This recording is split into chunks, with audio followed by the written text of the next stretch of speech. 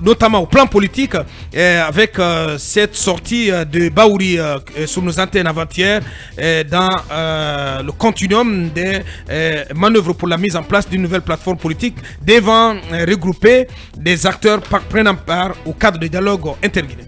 Oui, on a suivi Baouri avant-hier ici, même dans cette émission.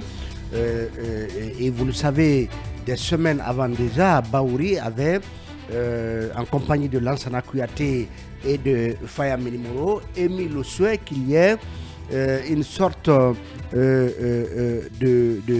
d'intégration des présidents des différentes coalitions au comité de suivi et évaluation du chronogramme de la transition, de manière à leur permettre non seulement d'être informés progressivement de l'évolution de la situation, mais aussi de pouvoir au besoin contribuer et donc impacter les décisions qui sont prises dans le cadre du déroulé du chronogramme de la transition. Ouais. Donc c'est un Baouri plutôt dessus qu'on a en tout cas écouté avant-hier, estimant que ils se sentent un peu sur le bas côté du chemin menant au retour à l'ordre constitutionnel, ouais, alors qu'ils ont l'air actifs d'avoir participé au cadre de dialogue dont il a rappelé ici que ce cadre de dialogue a principalement siégé sur l'accord entre la Guinée et la CEDEAO, en tout cas actant 10 étapes au compte du chronogramme, du processus de retour à l'ordre constitutionnel.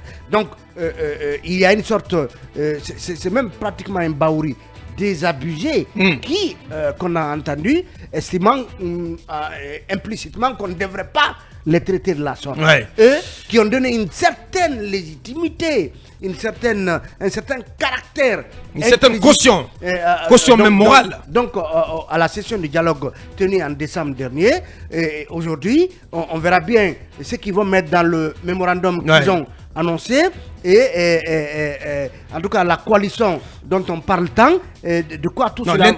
La plateforme politique, la nouvelle plateforme politique. À quoi tout cela va rimer. C'est ce qu'on a pu déceler dans les propos de Baouri, et je pense que ça semble être les préoccupations partagées au sein de cette nouvelle plateforme politique en gestation. C'est que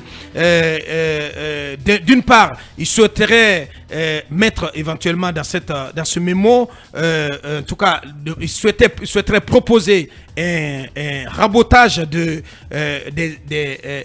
étapes du chronogramme plutôt, et pourquoi pas un élagage ou un rabotage du budget. C'est important. Donc deux choses qui pourraient être demandées par cette nouvelle plateforme, ou trois choses. Premièrement, c'est que ces acteurs soient beaucoup plus impliqués, qu'ils soient dans un forum avec les membres avec le gouvernement de transition, pour qu'ils soient beaucoup plus pour qu'il leur soit permis de suivre le processus de mise en œuvre du chronogramme.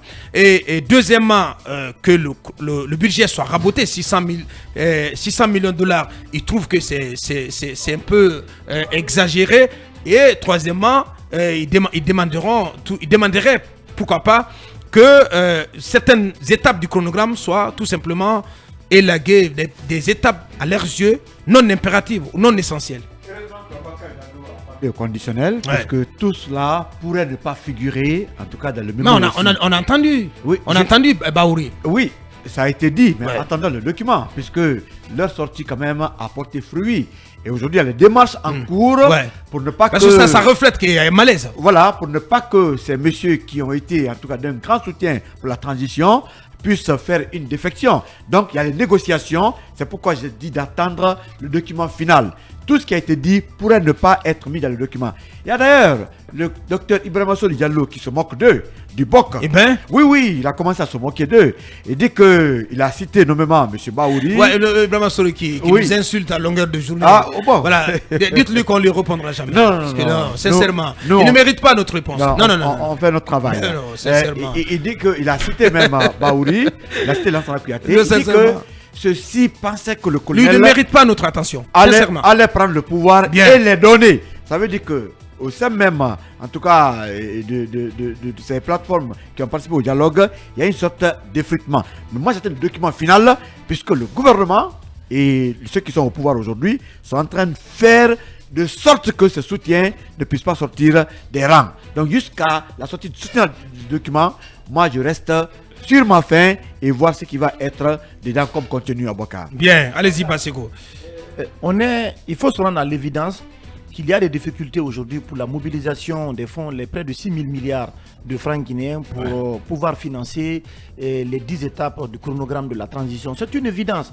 La communauté internationale ne va pas mettre son argent comme ça à la disposition d'un pays où vous n'avez pas totalement de visibilité sur le chronogramme de la transition, où des acteurs importants aujourd'hui ne prennent pas part au processus de dialogue qui est engagé. Mais moi, je ne comprends pas la position de Bahouri, beaucoup à Boubacar Diallo, parce que quand vous êtes un soutien, un régime, vous les avez accompagnés, vous les avez soutenus, vous avez donné une certaine caution. Pas un non, soutien, Aboubacar, non, mais il faut ils ont donné une relativiser. certaine caution. Non, il faut relativiser. Non, Aboubacar, non, je pense que ce terme ne passe pas. Aboubacar, non, vous n'allez pas parler comme les ils ont politiques. légitimé, Vous n'allez pas parler comme les politiques. Aboubacar, ils ont légitimé le premier cadre de dialogue qui s'est tenu ici. Dieu seul sait. C'est un crime. Non, oui, alors si ce n'est pas un crime, alors aujourd'hui, c'est pas un crime. alors aujourd'hui, c'est un choix qu'ils ont fait librement. Ils n'ont pas, vous n'allez pas leur jeter de la pierre pour cela. Ils n'ont pas à se plaindre aujourd'hui. Je pense que quand vous commencez, non, ce n'est pas parce que ils sont pas. Non. Vous savez, ce n'est pas parce que ils ont décidé. Non, mais ce n'est pas parce qu'ils ont décidé en toute liberté. Non, Basseko. Non, soyons quand même objectifs. Soyons objectifs, mon cher. C'est parti politique. Ce que j'ai dit, ce n'est pas parce que ils ont accepté en toute liberté de prendre part à ce cadre de dialogue qu'ils ne peuvent pas demander des choses. Non, pas du tout. Non, attention, parce que non, mais c'est ça ne veut pas dire qu'ils doivent tout cautionner. Aboubacar. C'est la preuve aussi que même étant à l'intérieur de ce cadre de dialogue, ils ont des choses à revendiquer. Ils ont des choses, des clarifications à demander. Quand même, qu'est-ce que tu racontes? Aboubacar, ces partis politiques, qui ont cautionné ce qui s'est arrivé sont en partie responsables de la situation dans laquelle nous vivons aujourd'hui. Vous comprenez? Parce que depuis longtemps... Responsable en quoi? Non, attendez, s'il vous plaît. Il n'y a pas suffisamment de vie. Vous-même, vous rendez compte que sur le plan politique, la transition a du mal vraiment à avancer. Vous le savez, vous êtes conscient. Aujourd'hui, le défi, c'est la mobilisation des 6 000 milliards de francs guinéens. Moi, je suis d'accord qu'aujourd'hui, que si on ne peut pas trouver le montant, il faut compresser certaines étapes. Voilà, certaines étapes. Et puis, en fait, parce que si on me dit qu'on a mobilisé que 550 milliards de francs guinéens, pour l'instant, mais c'est dérisoire par rapport vraiment aux objectifs vraiment qu'on s'est complètement... Et pendant ce temps, c'est une course contre la montre. 2024, la fin 2024, c'est presque arrivé. Je pense qu'il faut voir un peu plus clair. Le scénario doit se rendre à l'évidence. Puisqu'on a du mal à mobiliser les fonds, c'est de voir les activités non essentielles, de les biffer et puis de prendre... et puis de faire avec le montant, parce qu'on parle de souveraineté, on dit qu'on est un État souverain, donc on doit être capable de financer nos activités. Donc, sur la base de ce principe-là, on doit pouvoir faire avec les moyens que nous avons pour atteindre l'objectif qu'on s'est fixé, donc l'horizon fin 2024. Bien, ne déniez pas le droit à ceux qui prennent part au cadre de dialogue de demander des choses. Allez-y, Diarraï.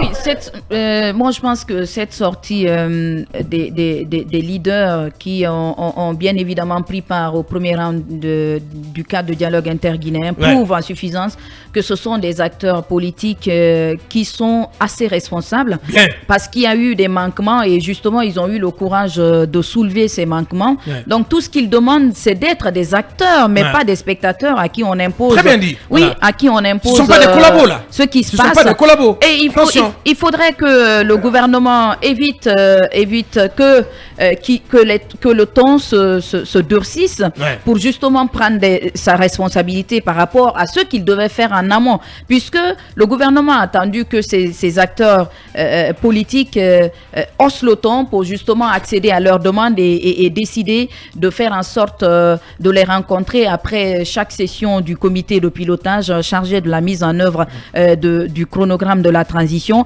Est-ce que cela est suffisant? Parce que si vous faites des sessions sans eux et après vous les rencontrez pour justement leur faire la restitution ou faire le point sur le niveau d'avancement ou non de la mise en œuvre du chronogramme de la transition, je pense que ces acteurs ont eu du respect pour vous. Ils sont venus au cadre de dialogue. Vous devez de leur rendre pareil. C'est très important parce que... Ce qu'ils veulent désormais, c'est d'être plus impliqués. Ils ne veulent plus se contenter que des comptes rendus d'étapes. Oui, ils veulent être intimement impliqués dans le processus. Oui, ils ont associé leur image à ce cadre de dialogue, au chronogramme de la transition. Et je pense qu'il relève de leur responsabilité de toujours avoir une lisibilité pour leur permettre de déceler des problèmes et apporter des solutions aux problèmes qui s'imposent. Puisque aujourd'hui, c'est vrai que sur l'exécution, la mise en œuvre du chronogramme de la transition, on n'a pas une lisibilité, on n'a pas de visibilité assez claire sur ce qui est en train d'être fait.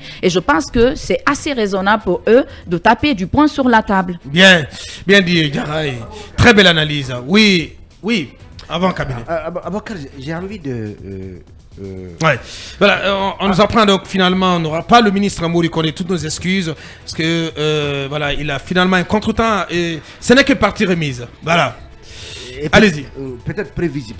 Ce que je voulais dire, c'est que il y a ce processus qui a conduit à Boubacar. On nous apprend donc qu'il devrait se rendre à Koya avec le président de la transition, le colonel Mamadi Doumbouya. D'accord. Bien. Si vous voyez le processus qui a mené à la conception du budget de ce chronogramme, c'est un processus qui n'a pas été inclusif. Je citais ici le cas, par exemple, du budget ou du coût des élections du côté du Burkina Faso. Il y a eu plusieurs commissions qui ont été mises en place, qui ont réuni des acteurs politiques et des acteurs sociaux et qui donc a connu une évolution dans laquelle tout le monde s'est senti impliqué. Et quand le budget de ces élections a été publié, chacun s'y reconnaissait parce que ayant été associé. Mais ce qui pose le problème par rapport à ces fameux 600 millions de dollars que certains assimilent donc à une rançon de libération de la Guinée par le CNRD, c'est que on nous balance des montants que personne ne peut jamais comprendre. Quelqu'un a rappelé ici, par exemple, que même le double scrutin de 2022, 2020. À 2020 plus voilà, n'a pas atteint les 500 milliards. Vous comprenez? Aucune élection n'a jamais atteint autant de choses. Donc, oui. Non, mais vous n'avez qu'à prendre le coût estimatif de l'installation de la mise en place des institutions. Oui, 400 milliards, on parle de quoi? Plus de 400 milliards. Plus de 400 milliards. Pour installer les institutions qui sont issues de la transition. Ouais. Donc tout cela montre que ce budget est questionnable.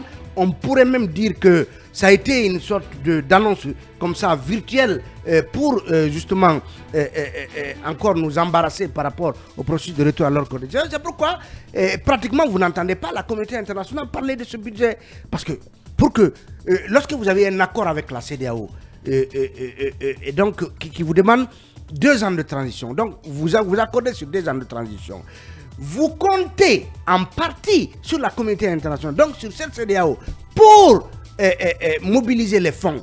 L'idéal aurait été qu'en amont déjà, cette même CEDEAO soit associée au processus de conception du budget, pour qu'eux-mêmes ils y croient, pour qu'eux-mêmes ils se sentent concernés. Je suis d'accord. Et qu'après ils prennent des engagements. Abakar, l'avantage c'est que la CEDEAO ou la communauté nationale prennent des engagements pour dire, par rapport à tel montant convenu comme étant le coût du processus de retour à l'ordre constitutionnel, nous nous engageons à prendre en charge, en tout cas ce budget à telle hauteur. Mais aujourd'hui, vous nous placardez 600 millions de dollars et vous nous dites, voilà, que ça part nous à laisser et vous interpellez la CEDEAO. Je pense que les bas faut savoir raison.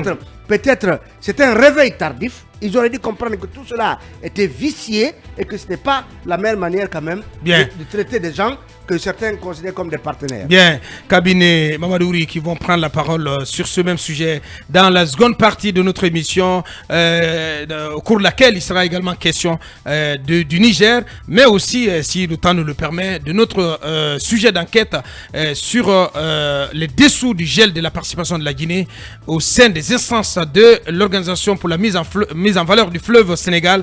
Merci de nous écouter aux 4 coins du Fouta, de la moindre Guinée et pourquoi pas en Guinée forestière. On revient dans quelques minutes. Cabinet Mamadouri, donc on reste sur ces récriminations qu'on a entendues récemment de ces acteurs qui vont se regrouper, se rassembler au sein d'une nouvelle plateforme politique. Oui, Je pense que le jour même où Bahouri est intervenu ici, la question que je lui posais était que est-ce que son discours laissait transparaître justement un début de désillusion ou de déception? En tout cas, un malaise. Un malaise, ça se lisait clairement que les choses ne vont pas dans le sens où il le souhaite ou espérait. Et c'est aussi simple que ça. Et je pense que cela relève d'une certaine, si vous voulez, vigilance de leur part pour ne pas naïvement suivre accompagner ce processus. Le bateau du CNRD. Oui. On peut leur reprocher mille et une fautes d'avoir cru, d'avoir accompagné et tagué ou qualifié les autres d'extrémistes qui n'ont pas voulu justement accompagner la transition. Mais à cette allure-là, c'est qu'eux commencent à être déçus. Même s'ils ne le disent pas clairement, même si personne ne prend le risque parmi eux de le dire, c'est cela en réalité. Même si Bella n'est pas d'accord. Bella dit que, parce qu'il se présente comme le porte-parole du secrétariat technique de la nouvelle plateforme, il dit que voilà, il n'y a pas le péril en la demeure. Alors Bella qu'il nous dise alors que Bahouri disait que des contre-vérités ici la dernière fois. Parce que la question qu'on lui a posée, pour ne pas dire exactement oui, c'est tout comme il disait qu'il faut qu'ils aient une sorte de clarté sur l'évolution du processus. Il faut qu'ils soient impliqués à tout bout de champ et à toutes les étapes de la mise en œuvre si vous voulez, du chronogramme. Donc cela laissait entendre qu'ils ne sont pas dans les instances essentielles donc de mise en œuvre de ce chronogramme dont ils ont été en amont aux différents cadres, je ne sais pas, de mise en place. Donc bref, ça veut dire qu'il y a une déception. Et donc, est-ce qu'ils vont être entendus de l'autre côté pour que cela soit corrigé? Je ne sais pas ce qui va advenir, mais on attend de voir. Mais c'est qu'on ne peut pas du tout contester, c'est qu'il y a cette désillusion, cette déception. Parce que justement, peut-être qu'on le CNRD veut aller seul, ou est-ce qu'on ne veut pas que les gens sachent en réalité c'est quoi les agendas. Et en ce qui concerne, si vous voulez, les 6 000 milliards, parce que quelque part on en a parlé, moi je pense, et ça c'est une évidence, je crois que Mouri l'avait dit, ce n'est pas comme si c'est le gouvernement guinéen qui va trouver cet argent entièrement et dans sa caisse pour financer toutes les activités liées à ce chronogramme, en tout cas les 10 points. On a dit, et cela est à redire parce que c'est la pédagogie, il faut que les gens comprennent qu'il y a des étapes quand même qui sont financées par des partenaires. C'est comme ce fameux RGPH, déjà qui commence à faire l'objet de réunions, de séminaires, d'ateliers. Et ça, c'est pas forcément l'argent du gouvernement. J'imagine la même chose pour le RAVEC aussi, qui ne seront pas forcément des montants qui viendront du gouvernement guinéen. Mon problème avec, c'est quand on aligne toutes ces activités de sorte que les unes découlent des autres. Je pense que c'est ce qui peut être un frein à l'évolution du processus et à l'atteinte des objectifs des 2 ans. Bien. Allez-y, cabinet pour clore. Je pense qu'il y a des standards en termes d'organisation d'élections. Lorsque vous alignez des items et vous les interconnectez avec l'objectif de les réaliser tout dans un délai aussi bref, je crois qu'il y a bien lieu de questionner un peu cette démarche. Je crois que c'est une prise de conscience de ces acteurs-là et qui se rend dans l'évidence en réalité que ils sont là comme des accompagnateurs et que le CNRD fait les choses à sa seule guise. Il n'y a pas de pédagogie. Vous voyez, quand il demande, comme vous l'avez dit, qu'il y a une possibilité qu'il demande qu'il soit élagué certaines activités, parce que tout simplement, tout le monde est unanime aujourd'hui qu'il y a des activités qui ne sont pas essentielles, qu'on peut reporter. On ne dit pas que c'est pas des activités pas reportées, mais qui ne doivent pas être forcément arrimées au processus de retour à leur constitutionnel. Exactement, c'est-à-dire qu'on peut remettre après, qu'on peut les disjoindre du processus de retour à leur constitutionnel, comme le RGPH. Exactement. Je pense que c'est le cas déjà. C'est le cas aussi. Oui, c'est le cas. Le RAVEC, aussi important qu'il soit. Je peux bien entendre cela. Et voilà. Parce que c'est quand même très important le RAVEC. Arrimer cela au retour à l'ordre constitutionnel, à l'édition de cartes d'électeurs, du fichier électoral, c'est ce qui pose problème. Ça pose véritablement problème parce qu'il faut rappeler qu'en 2020, l'OIF avait audité le fichier électoral et il a été complètement élagué. Vous voyez, il faut tout simplement organiser une révision de la liste électorale. Ouais. Je pense que ce travail de pédagogie-là manque un tout petit peu au CNRD par le truchement du ministère de l'administration du territoire. On n'explique pas de manière plus pédagogique comment ces activités-là sont importantes et pourquoi il faudra les faire dans un délai qui se rapporte au retour à l'ordre constitutionnel. Je pense que cette incompréhension-là gagne aujourd'hui les acteurs comme Bahouri et autres. Et ceux qui ont pris part au cadre du dialogue. Oui, qui se rendent compte qu'il y a un gros flou, qu'ils sont là. Qu'à la lumière des choses, il y a besoin en tout cas de redimensionner. Voilà. Très bien dit. Exactement. De redimensionner. Est-ce que c'est le mot à la mode, hein? C'est la saison du redimensionnement. Sinon, on vogue la galère. Bien dit, Kamine. Oui, Talibé, tu voulais rajouter quelque chose? Oui, puisqu'il y a des éléments de comparaison entre ce qui se passe dans les autres transitions et en Guinée, il y a que, par exemple, au Burkina, on parle d'un budget de plus de 2000 milliards de francs CFA pour le processus de retour à l'ordre constitutionnel. Et ce document a été... ça fait combien? 200 millions. 20 millions d'euros, non? Non, c'est 200 millions. Plus de 2000 milliards. Ok, d'accord. Plus de 200 millions d'euros.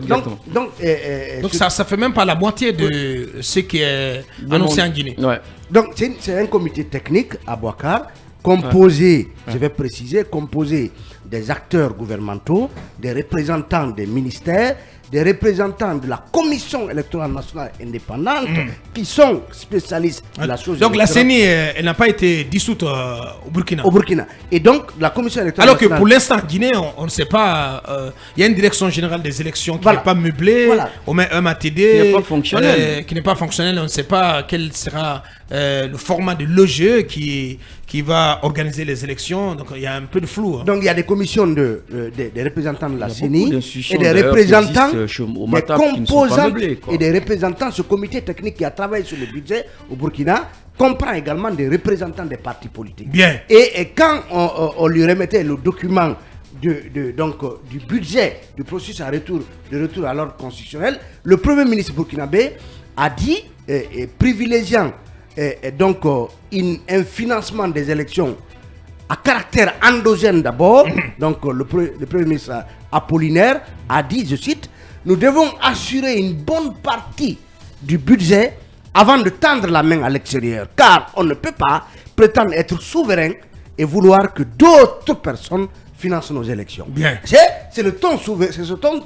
souverainiste qui prévoit en Guinée. Donc vous ne pouvez pas balancer un budget de 600 millions de dollars et dire que c'est la CEDEAO. Non, bien. Nulle part la CEDEAO ne s'est engagée à un pourcentage quelconque de mobiliser les financements et de financer ces élections. Oui, la CEDEAO n'a pas été associé à l'établissement de ce budget.